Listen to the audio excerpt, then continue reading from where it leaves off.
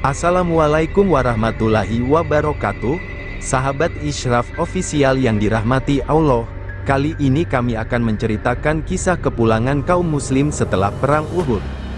Namun, sebelum melanjutkan videonya mohon bantu dukung channel kami dengan cara subscribe dan tekan tombol loncengnya agar tidak ketinggalan dengan video selanjutnya. Terima kasih.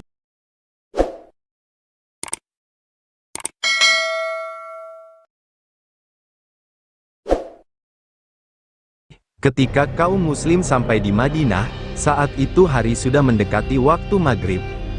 Mereka semua singgah di masjid dan segera mendirikan sholat. Setelah itu Nabi berbaring untuk beristirahat, namun beliau terlelap tidur nyenyak hingga tidak mendengar azan sholat Isya yang dikumandangkan oleh Bilal. Ketika Nabi Muhammad terbangun dari tidurnya, beliau langsung mendirikan sholat sendirian di rumah.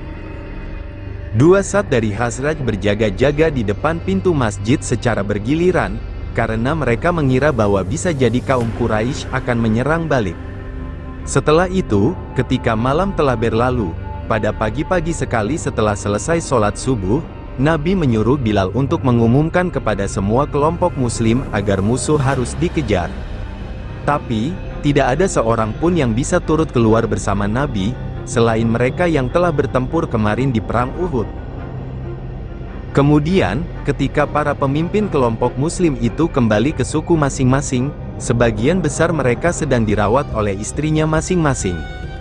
Dalam perawatan itu banyak sekali kaum muslim yang terluka parah. Akan tetapi, ketika mendengar panggilan Nabi, mereka segera membalut luka-lukanya dan masing-masing bergegas menyiapkan diri untuk berangkat lagi.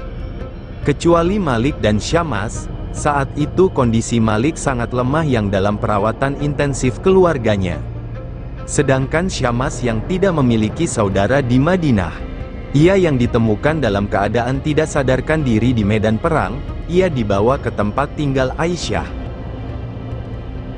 Namun, Salamah mengangkatnya sebagai saudara dan mengambil alih perawatan Syammas. Ketika Syammas sekarat hingga mendekati kematian, Nabi berpesan apabila ia meninggal saat beliau keluar berperang, maka jenazahnya segera dibawa kembali ke Bukit Uhud untuk dimakamkan bersama syuhada yang lainnya. Sahabat Isyraf Official yang dirahmati Allah, Nabi adalah pertama yang siap, meskipun sebenarnya lengan kanan beliau masih terluka karena menangkis pukulan yang tadinya diarahkan ke kepalanya. Ketika Talha datang untuk memastikan waktu keberangkatan, ia sangat terkagum-kagum melihat Nabi yang sedang di atas pelana kudanya di depan pintu masjid, dengan mengenakan topi baja yang menutupi seluruh wajah beliau kecuali matanya. Tanpa berpikir panjang Talha segera berlari menuju kudanya dan segera pula menyiapkan diri. Di antara orang-orang Bani Salimah yang siap untuk berangkat terdapat 40 tentara yang terluka, beberapa di antara mereka mengalami lebih dari 10 luka tikaman atau tusukan anak panah. Saat mereka berbaris di tempat yang telah ditentukan, Nabi menyaksikan betapa menyedihkan keadaan mereka dan betapa kuatnya jiwa mereka yang melebihi kekuatan tubuh mereka pula.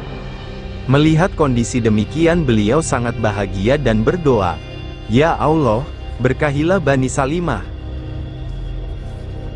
Saat itu, dari seluruh suku yang turut serta dalam perang Uhud hanya satu orang pemuda yang tidak ikut dalam pertempuran, yaitu Jabir. Ketika ia mendengar pengumuman di pagi hari itu untuk berangkat kembali, ia segera menemui Nabi dan berkata, "Ya Rasulullah, aku ingin sekali turut dalam perang waktu itu, tetapi ayahku menyuruhku untuk menjaga ketujuh adik perempuanku yang masih kecil. Hingga Allah memberikan kesyahidan kepada ayahku, padahal aku sangat mendambakannya. Jadi, sekarang izinkanlah aku turut berangkat bersamamu hai Rasulullah." Akhirnya Nabi mengizinkannya dan ia bergabung bersama yang lain. Sahabat Isyraf Official yang dirahmati Allah, di pemberhentian pertama Nabi dan pasukannya kira-kira 13 km dari Madinah. Sementara musuh telah berkemah selama beberapa waktu di rawa, yang tidak jauh dari mereka. Mendengar informasi itu, Nabi memerintahkan pasukannya untuk menyebar di daerah tersebut untuk mengumpulkan kayu-kayu kering sebanyak-banyaknya, bahkan setiap orang menumpukan dalam tumpukan tersendiri. Hingga ketika matahari terbenam, mereka dapat menyiapkan lebih dari 500 perapian atau api unggun. Ketika malam tiba masing-masing mereka menyalakan perapiannya. Maka, tampaklah nyala api yang sangat banyak dan terpencar di areal yang begitu luas, seolah-olah seperti suatu pasukan yang sangat besar sedang berkemah di situ. Tindakan Nabi itu disampaikan kepada Abu Sufyan oleh seorang lelaki Khuza'ah yang belum masuk Islam, tetapi bersahabat dengan kaum muslim. Ia sengaja berdusta kepada Abu Sufyan bahwa seluruh penduduk Madinah telah keluar untuk mengejar kaum Quraisy, termasuk orang-orang yang tidak ikut berangkat ke peperangan di Bukit Uhud dan seluruh sekutu-sekutunya. Lelaki Khuza'ah itu berkata, "Demi Allah, janganlah engkau terus maju sebelum engkau melihat sendiri kehebatan persiapan pasukan berkuda kaum muslim." Mendengar pesan itu, sebagian kaum Quraisy bermaksud untuk pulang ke Mekah dan sebagian ingin menyerang Madinah. Namun, akhirnya mereka memastikan untuk pulang semuanya. Akan tetapi, Abu Sufyan sempat mengirim pesan kepada Nabi melalui beberapa penunggang kuda yang menuju Madinah. Abu Sufyan berkata, "Sampaikan kepada Muhammad aku akan tetap datang untuk melawannya dan seluruh pengikutnya." Kemudian Abu Sufyan memberi imbalan kepada penunggang kuda itu dengan muatan kismis.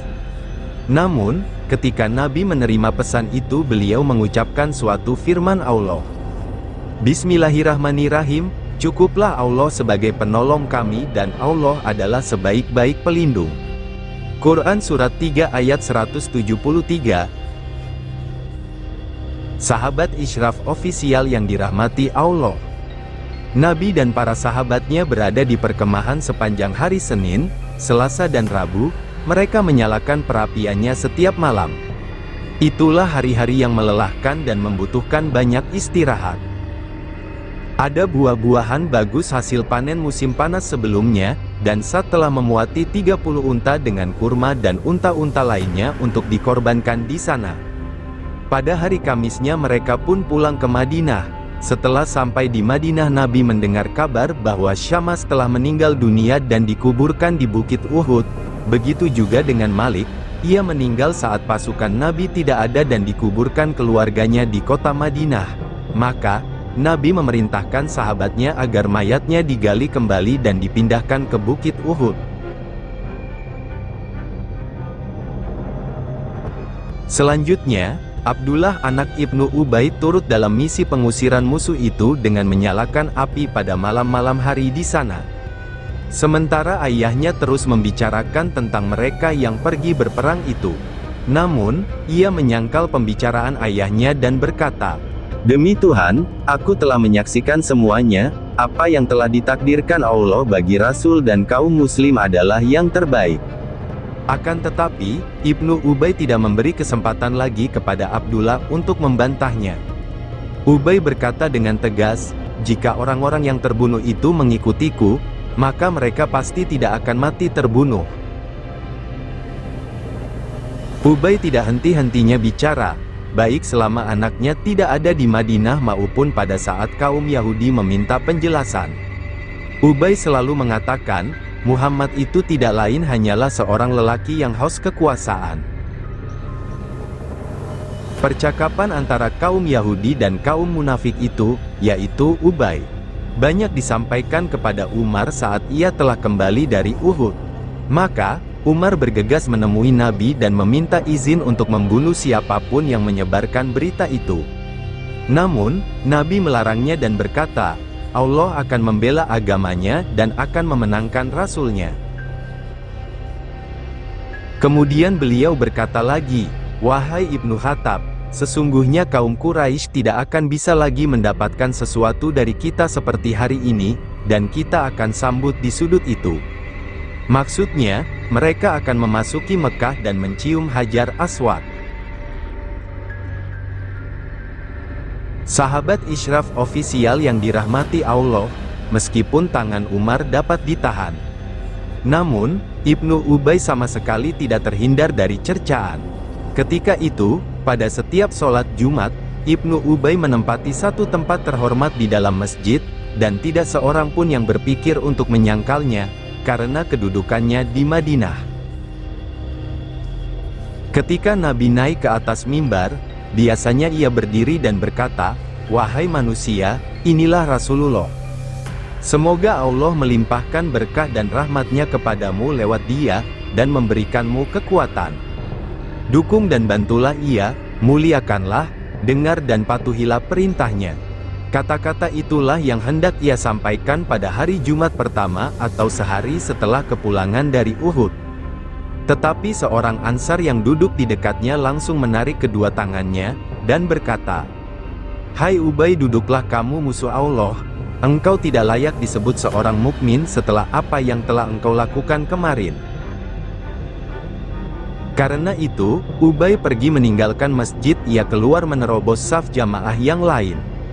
Namun seorang Ansar yang dilewatinya di pintu masjid berkata kepadanya, "Kembalilah dan minta maaf kepada Rasulullah." Tetapi dia berkata, "Demi Tuhan, aku tidak akan meminta maaf. Sebaiknya ia yang minta maaf kepadaku." Kemudian, pada hari-hari setelah perang Uhud, Nabi banyak menerima wahyu mengenai peperangan itu. Ayat-ayat itu lebih banyak membicarakan tentang dua suku yang bermaksud meninggalkan Nabi sesaat sebelum pertempuran dimulai. Salah satu dari kedua suku itu adalah Bani Salimah dari Khazraj, yang keteguhannya sangat menggembirakan Nabi saat mereka berangkat untuk mengejar musuh.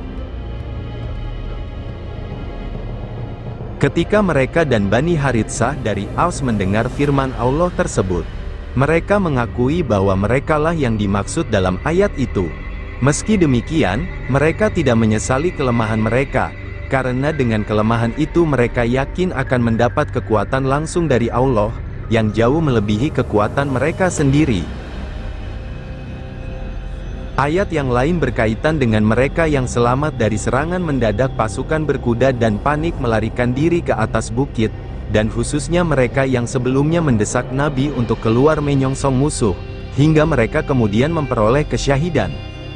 Ayatnya yang berbunyi, "Bismillahirrahmanirrahim, apakah kamu mengira bahwa kamu akan masuk surga, padahal belum nyata bagi Allah orang-orang yang benar-benar berjihad di antaramu, dan belum nyata orang-orang yang sabar. Sesungguhnya kamu mengharapkan mati syahid sebelum kamu menghadapinya. Sekarang engkau telah menyaksikannya." Quran Surat 3 ayat 142-143. Di samping itu, ada juga ayat yang menjelaskan bahwa mereka yang melanggar perintah Nabi selama di medan pertempuran, mereka telah menebus kesalahan mereka dan mereka telah diampuni. Sebagian dari penebus kesalahan itu adalah rasa sesal dan duka yang sangat mendalam atas berita gugurnya Nabi. Ayat itu terletak dalam surat 3 ayat 152-155. Selanjutnya, juga ditegaskan dengan merujuk pada hancurnya berbagai peradaban sebelumnya. Bismillahirrahmanirrahim, sesungguhnya telah berlaku sebelum kamu sunnah-sunnah Allah. Karena itu berjalanlah di muka bumi dan perhatikan akibat yang diterima orang-orang yang mendustakan Rasul-Nya. Al-Quran adalah penerang bagi seluruh umat manusia, dan petunjuk serta pelajaran bagi orang-orang yang bertakwa. Janganlah kamu bersikap lemah, dan jangan pula bersedih hati, karena engkau adalah orang-orang yang paling tinggi derajatnya, jika engkau benar-benar orang beriman. Quran Surat 3 ayat 137-139. Kemudian, ayat berikutnya terletak dalam Surat 3 ayat 144. Muhammad itu sesungguhnya adalah seorang Rasul, sungguh telah berlalu sebelumnya beberapa Rasul. Lalu, apakah jika ia telah wafat atau terbunuh, maka engkau akan berbalik ke belakang dan murtad? Barang siapa yang berbalik ke belakang, maka ia tak akan mendatangkan mudarat kepada Allah sedikit pun, sementara Allah akan memberikan pahala kepada orang-orang yang bersyukur. Sahabat Isyraf Official yang dirahmati Allah, terima kasih sudah mendengarkan video kami hingga selesai. Semoga apa yang kami sampaikan bisa jadi motivasi dan pembelajaran bagi kita semua. Mohon maaf bila ada kesalahan dalam penyampaian. Wassalam.